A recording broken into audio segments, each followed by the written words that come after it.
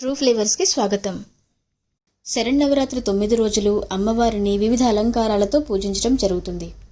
దీనిలో భాగంగానే రెండో రోజు పరాశక్తి బాలా త్రిపుర సుందరి దేవి అలంకారంలో భక్తులకు దర్శనమిస్తుంది. ఈ రోజున 2 నుంచి 10 ఏళ్లలోపు బాలికలను అమ్మవారి స్వరూపంగా భావించి కుమారి పూజ చేస్తారు. ఈ అమ్మవారిని పూజించడం వల్ల మానసిక బాధలు తొలగిపోతాయి. ఈరోజు అమ్మవారికి కట్టుపొంగలిని నైవేద్యంగా సమర్పించాలి. కట్టుపొంగల్ని ఎలా తయారు చేసుకోవాలో చూద్దాం. ముందుగా కావలసిన పదార్థాలు: 1 కప్పు బియ్యం, 1 కప్పు పెసరపప్పు, 4 టేబుల్ స్పూన్ల ఆవు నెయ్యి, 1 టీ స్పూన్ జీలకర్ర, 1 టీ స్పూన్ ఆవాలు, 2 టేబుల్ స్పూన్ల జీడిపప్పు, 2 పచ్చిమిరపకాయలు, 1 టీ స్పూన్ అల్లం ముక్కలు, ½ టీ స్పూన్ మిరియాలు, 2 ఎండుమిరపకాయలు, కరివేపాకు రెబ్బలు, ఇంగువ, రుచికి తగినంత ఉప్పు. ముందుగా బియ్యాన్ని శుభ్రంగా కడుక్కుని ఒక అరగంట సేపు నానబెట్టుకోవాలి.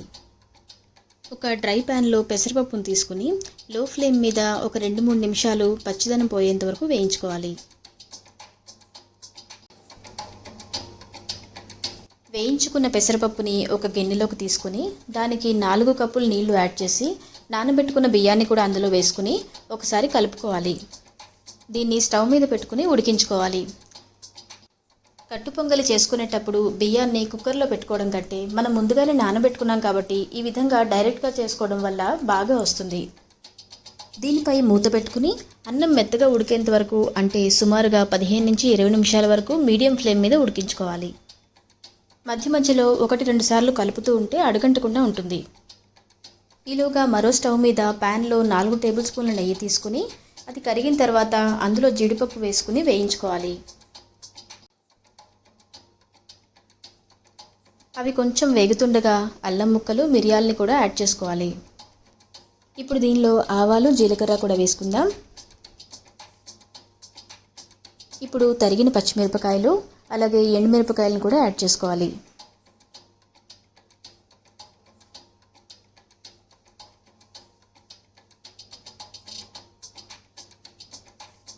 ఇవన్నీ వేగిన తర్వాత కొన్ని కరివేపాకు రెబ్బల్ని కూడా యాడ్ చేసుకుని ఫైనల్గా ఇంగువ కూడా వేసుకుంటే పోపు తయారైపోయినట్టే.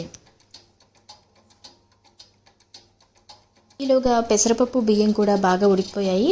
దీనిలో రుచికి తగినంత ఉప్పు వేసుకుని అలాగే మనం వేయించుకున్న పోపును కూడా దీనిలో వేసుకుని బాగా కలుపుకోవాలి. కట్టుపొంగల్లో నెయ్యి ఎంత వేసుకున్నా రుచిగానే ఉంటుంది. కావాలనుకుంటే ఇంకొక టేబుల్ స్పూన్ నెయ్యిని ఇక్కడ కూడా యాడ్ చేసుకోవచ్చు. కాకపోతే ప్రసాదం కోసం తయారు చేస్తున్నప్పుడు ఆవు నెయ్యిని మాత్రమే ఉపయోగించాలి.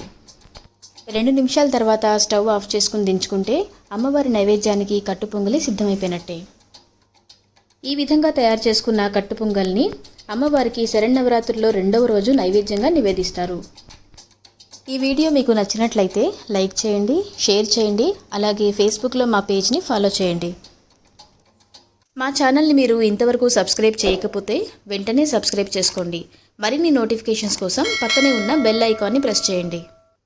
అమ్మవారి కరుణా కటాక్షాలు మీపై, మీ కుటుంబ సభ్యులపై ఎల్లప్పుడూ ఉండాలని కోరుకుంటూ నవరాత్రుల 3వ రోజు వీడియోలో మళ్ళీ కలుద్దాం.